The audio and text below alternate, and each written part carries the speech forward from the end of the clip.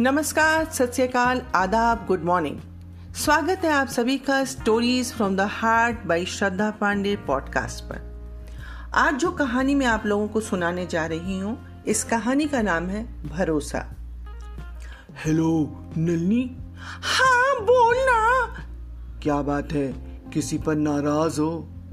क्यों, तुम्हें भी खुफियागिरी करने का मन कर रहा है तो कर लो। मतलब ये कि आजकल ना सभी लोगों को मुझ पर शक हो रहा है। मैं समझा नहीं। मैंने तो तुम्हारे पर कोई भी शक नहीं किया। क्या किसी ने तुम्हारे कान भर दिए हैं? अरे नहीं, सॉरी यार। दरअसल मैं ना जैसे ही अपना लैपटॉप खोलती हूँ ना, तो मम्मी किसी न किसी बहाने से वहीं मंडराने लगती हैं। जानते हो क्यों? क्योंकि मैं लड़की हूँ ना। मैं तो लड़का हूँ भाई, लेकिन मेरे घर पे भी ऐसा होता है। क्या हम छोटे बच्चे हैं जिसकी निगरानी की जाए? बिल्कुल ठीक कहा तुमने। आज ना मुझे मम्मा पर बहुत गुस्सा आ रहा है। अब देखो, मैं नेट पर काम कर रही थी और मम्मी कभी कुछ लेने के बहाने, कभी कुछ रखने के बहाने बार बार कमरे में आ जा रही थी ताकि मुझ पर नजर रख सके। उन्हें क्या लगता है कि हम बुद्धू हैं? हमारी समझ में कुछ नहीं आ रहा है। बिल्कुल ठीक कह रही हो तुम। ये सारी मम्मी एक जैसी क्यों होती हैं भाई? तू फोन रख, मैं जा रही हूँ उनसे बात करने। ऐसा कहकर नलिनी ने फोन रख दिया और चल दी मम्मी के पास। वैसे उसे मम्मी की बहुत सारी बातें बहुत अच्छी लगती हैं, पर आज उनका शक करना उसे बिल्कुल अच्छा नहीं लग रहा था। मम्मी ड्राइंग रूम में पापा से बातें कर रही थी। जैसे ही नलिनी वहां पहुंची, उसे अपना नाम सुनाई पड़ा। वह रुक गई और सोचने लगी, अच्छा तो मम्मी पापा से मेरी बातें कर रही हैं। जरा सुनूं तो क्या कह रही है। एक क्षण के लिए उसने सोचा, ये गलत आदत है। मम्मी पापा हमेशा यही कहा करते हैं कि किसी की बात छिपकर नहीं सुनना चाहिए।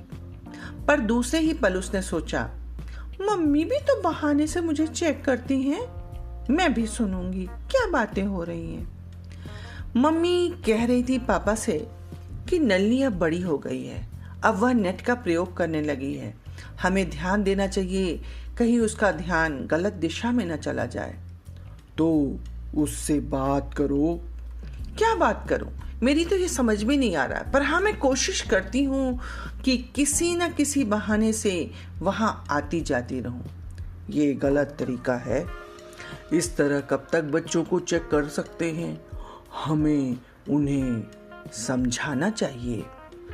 आप बात कीजिए ना। अभी नहीं, अभी बहुत काम है। काम तो कभी खत्म नहीं होने वाला, एक के बाद दूसरा शुरू हो जाता है, और मैं नहीं चाहती हूँ कि मेरी बेटी बिगड़ जाए। अरे नहीं बिगड़ेगी, उससे भी तो तुम्हारा प्यार समझ में आता है।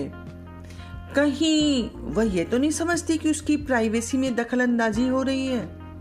छोटी है इसलिए सोच भी सकती है। इसीलिए तो मैं कह रहा हूँ कि बात करना ज्यादा जरूरी है। आप अभी बात कीजिए ना उससे।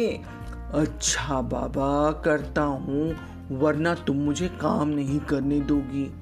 ऐसा कहकर पापा ने जैसे ही लैपटॉप बंद किया तो उनकी दृष्टि नलिनी पर पड़ गई। उन्होंने कहा, अरे नलिनी तो यहीं आ गई। आओ बेटा, हम तुम्हारे ही बारे में बात कर रहे थे। वह आकर पापा के पास बैठ गई और बैठकर उनकी तरफ देखने लगी। पापा ने कहा, मम्मी को तुम्हारी फिक्र होती है, वह तुम्हारी चिंता करती हैं। लेकिन नलिनी ऐसा सुनकर कुछ नहीं बोली, उसके आंखों में आंसू आ गए। पापा ने कहा, तुम सुन रही हो ना?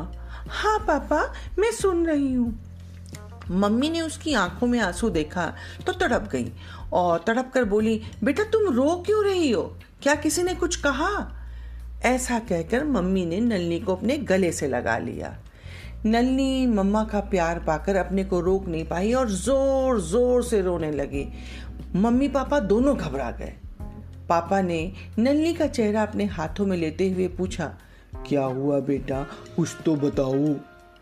उसने कहा, सॉरी मम्मी, आज ना आपका बार बार मेरे कमरे में आकर मुझे चेक करना मम्मी मुझे ना बहुत दुखी कर गया। पापा ने नल्ली का हाथ अपने हाथों में लेते हुए कहा, बेटा हमें तुम्हारी फिक्र है, इसलिए मम्मी तुम पर ध्यान देती हैं। ये ध्यान देना होता है पापा, या खुफियागिरी होती है? तुम खुफियागिरी कह सकती हो, पर हम नहीं चाहते कि हमारी बेटी पर कोई आंच आए। कैसी आंच? तुम्हें साइबर क्राइम के बारे में तो पता ही होगा। हाँ, स्कूल में वर्कशॉप तो हुई थी। बेटा, कुछ लोगों का समूह है जो मासूम बच्चों को बहला फुसलाकर तरह तरह के लालच देकर गुमराह कर देता है और बेचारे बच्चे उनके बहलावे में आ जाते हैं। एक बार गलत काम करके दलदल में फंसते चले जाते हैं। पर मैं ऐसी नहीं हूँ पापा, और मेरे सारे दोस्त भी बहुत अच्छे हैं। ये तो बहुत अच्छी बात है, पर हमें भी तो अपनी ड्यूटी निभानी चाहिए। देखते रहना चाहिए कि बच्चा कहीं बिगड़ तो नहीं रहा है। बेटा, हर मम्मी पापा के लिए उनके बच्चे उनकी सबसे बड़ी पूंजी होते हैं। हाँ, हमारा तरीका तुम बच्चों को गलत लग सकता है। जब तक तुम छोटे हो, बड़े हो जाने के बाद तुम्हारी समझ में आएगा कि पापा मम्मी ने जो भी किया वो तुम्हारी भलाई के लिए किया।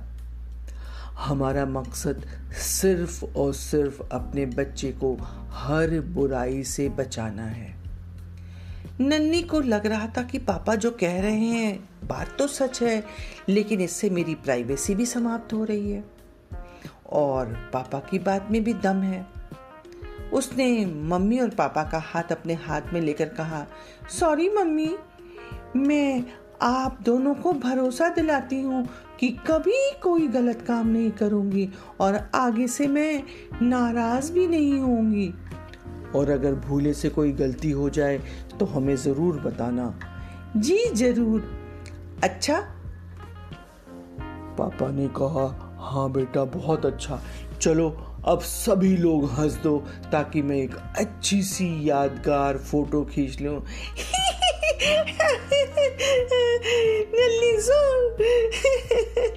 नलिनी तो अच्छी बच्ची बन गई। देखते ही देखते वातावरण में जो बोझिलता शामिल थी, जो एक नाराजगी थी, वो सारी की सारी समाप्त हो गई और वातावरण खुशी में बदल गया।